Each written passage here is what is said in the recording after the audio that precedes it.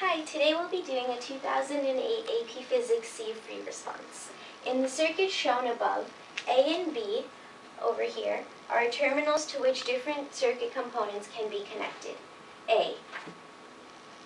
Calculate the potential difference across R2 immediately after the switch S is closed in each of the following cases. So part 1 is a 50 ohm resistor. So they want to know the potential difference across the second resistor when there is a resistor connected there. So first we will calculate the resistance of these two in parallel, so the parallel branches. And for that we have 1 over 100 ohms plus 50 ohms. When they're in parallel, you take the reciprocal, plus 1 over 300 ohms. And that's 3 over 300 ohms. Ultimately, you get 100 ohm resistance. So then you take the total resistance, and that is 100 plus the 200 since they're in series. And you get that the total resistance is 300 ohms. Using that, we can find the current going through it. So V is equal to IR, I is equal to V over R. In this instance, V is 1500 volts. And we divide by a resistance that we just found. And we get that in amperes, it is 5. And using the current, we can find the voltage across the second resistor, and that is simply whatever the resistance through this one is. So the voltage through resistor 1 is going to be the current multiplied by the resistor itself, and that is equal to 1000 volts. And the total volts is 1500, so the voltage through resistance 2 is going to be 1500 volts minus 1000 volts, which is equal to 500. When resistors are in parallel, they'll have the same exact voltage drop on both ends, and that's why we can simply subtract in this instance. Part 2 for A asks us to find the voltage, once again, across resistor 2 when a 40 inductor is connected in that spot. And once again, when you have an inductor, it initially acts like a broken wire and then starts to act like a perfect wire.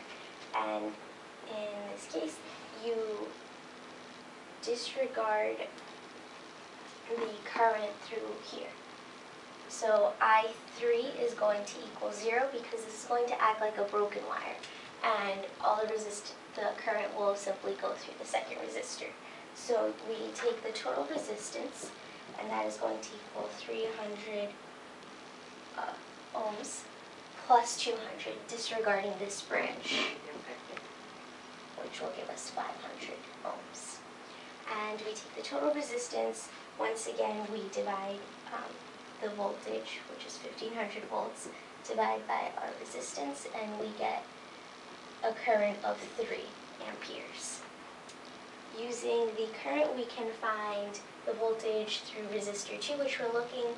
V is equal to IR, I is equal to 3A, and R is equal to 300 ohms. And so we have that the voltage drop is 900 volts, and that's part A2. A3 asks us to determine the voltage drop when a uncharged 0.08 microfarad capacitor is connected between A and B. And when there's a capacitor here, the voltage initially is going to be 0. So, but once again, we're looking for the voltage against the second resistor.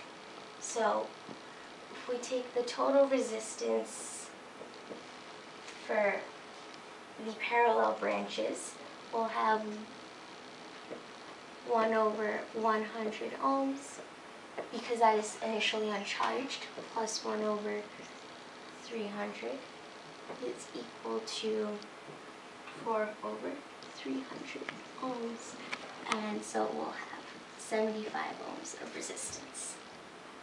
And then the total resistance is going to be equal to 75 ohms plus R1 because they're in series, so you simply add.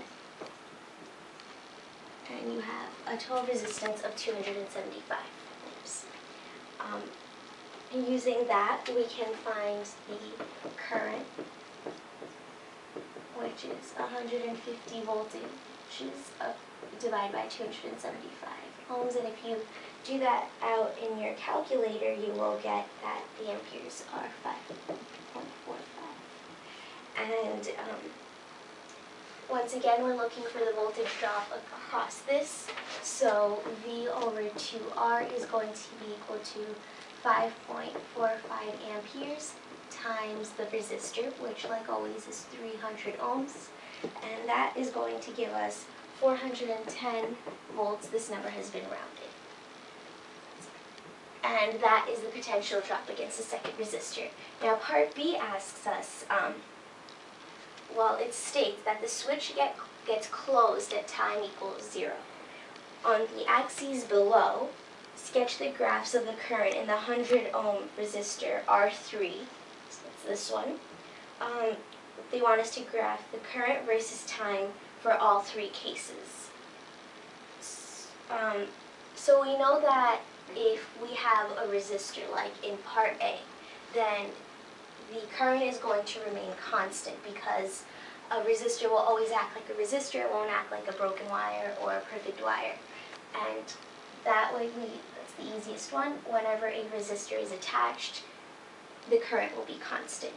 Now when an inductor is attached, initially it's going to face 0 current and go up. It will face 0 current because it doesn't act like a wire, but it will over time, and therefore the current will start to go through this because over time it's going to act more and more like a wire. In the case of a conductor, however, it initially acts like a perfect wire, so there will be a lot of current, and then starts to act like it should be concave. It starts to act like a perfect wire, and then it soon acts like a broken wire, and the current will go down to 0. And that's what your graph should look like for the conductor. And that is it for this free response. Thank you.